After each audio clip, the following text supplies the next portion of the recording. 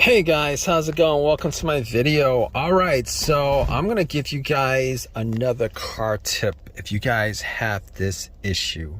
Alright, so I had this issue months ago.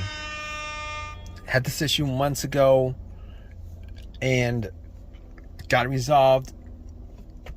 Wasn't a big deal. Alright, if you guys have this issue where you get into your car and there is no power whatsoever. There's like no power whatsoever. You know, the remote doesn't work, the alarm doesn't work. It's like as if the battery was taken out and you guys have zero power. So in this situation, normally you guys would think, well, I had this situation and I was thinking maybe it could be, I was thinking it was probably the battery. The battery was completely dead, probably left the lights on. Now, that was my thinking at the time. So I was like, let me just check the terminals, right? First off, check the terminals, see if there's any kind of issues with it. Maybe it's not, maybe the contacts are not making the terminals on the battery is not making contact with the cables, the positive and negative, but the cables were good. All right, maybe there's corrosion that's blocking something, the positive, negative, that's good too. All right, so the whole troubleshooting thing is you want to think, well, what else could it be? Maybe it's the ground wire. So if there's no ground wire, if the negative cable is not connected to the frame of your car, there's a good chance that if that situation happened, you're not going to get any power whatsoever. But normally in these situations, unless that cable is rusted off, it's connected. All right, if it's some way connected to the vehicle, to the frame of the vehicle, you're going to get power. But in this situation, there's no power whatsoever. So the first thing that comes up is probably the battery, right? It's the battery. So you get that jumped. Right? If you have a power pack or if you have another car or truck and somebody's helping you to get it jumped and nothing happens whatsoever. You're trying to jump it, nothing happens whatsoever. First of all, you're going to know that it is an electrical issue. Second of all, you're going to know that it is not a battery related issue at that point, because once you put cables on it, you should be getting some power to the vehicle, right? Once you put cables on it, you want to leave it there. If the battery's 100% dead or drained, you're going to leave it there for a good couple of minutes for it to at least charge up to get enough crank power to crank your vehicle. But you should get some beeping. You should get the alarm be working. You should be able to get the windows working. You should be able to get some kind of the dash working, etc., right? But in this situation, you get nothing. Even when you jump it, you get nothing. Okay, it's still dead. There's no beeping. It's as if the battery is 100% disconnected from the car, and you have no battery in the car, right? So at this point, what's best to do is you can, before you even jump it, you could actually test out the battery. If you have a voltmeter battery tester, they sell those for like $12 at Amazon or whatever. You can try that, see if the battery is good or not. But in this situation, it's probably not the battery that's the problem. It's not your fob key. It's nothing like that. All right. It's electrical. It's 100% electrical. It's 100% having to do with the power supply, the battery not having a connection at all to the electrical circuits of the vehicle, meaning that the cables in some way are disconnected. Okay, so if you have this situation and in a way the cables are disconnected, what you guys want to do is you guys want to check out the fusible link. All right, now the fusible link is essentially a fuse box. Now there's a fuse box and then the fusible link is just the first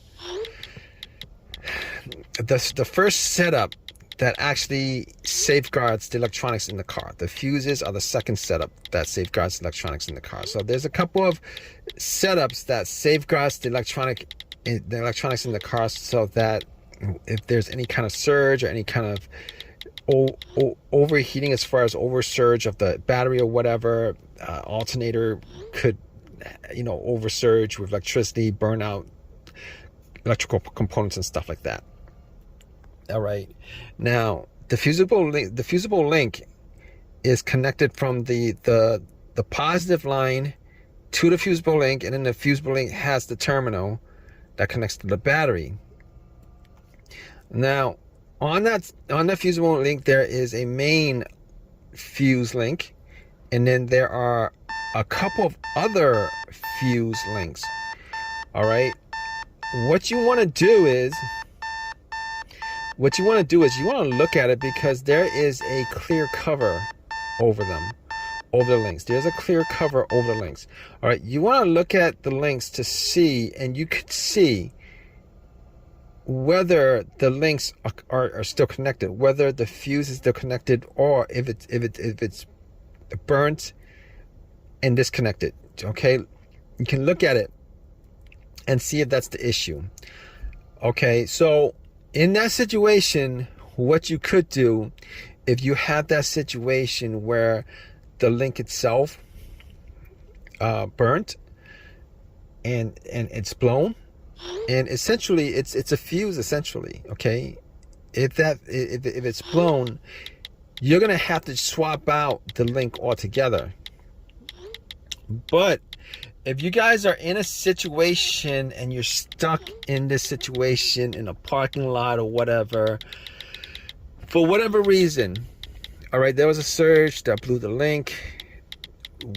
There's a bunch of reasons that, well, not a bunch of reasons. It's not something that generally happens. It's rare that it happens, but it does happen, and you guys need to get it.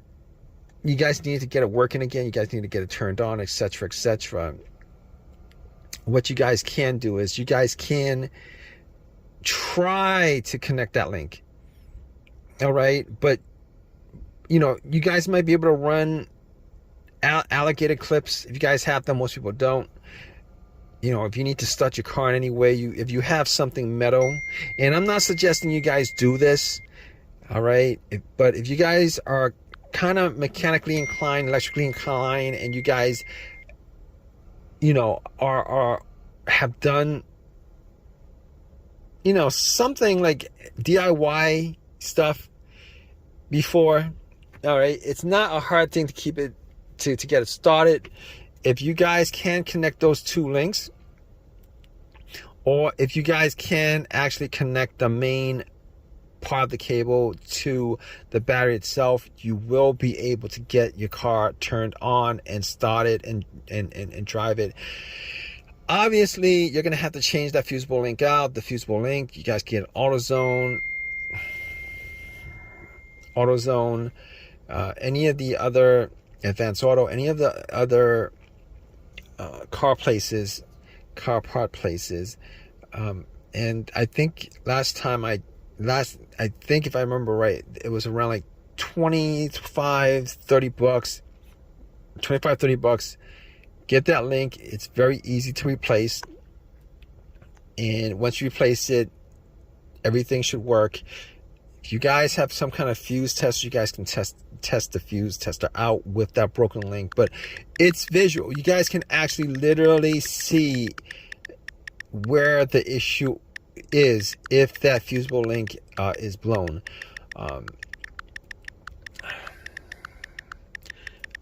So if you guys can swap that out, you guys will be able to get the car or your truck or whatever it is that you're driving. You can get it started, and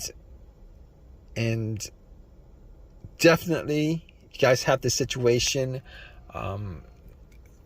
This is probably the main cause of it, outside of a battery that's like 100% dead. All right, try that. See if that works. If you guys are in this situation and you guys are looking for a quick DIY hack repair job, you could temporarily get your vehicle started if you guys have a wire alligator clips to fuse the two links or to connect the main cable to the terminal of the battery itself. Anyway, if you guys have any questions, definitely leave a question in the comment section. Might help somebody else out. If you guys have any comments, definitely leave a comment in the comment section. Please subscribe. Please give me a thumbs up. All that good stuff. All right, guys. Take care.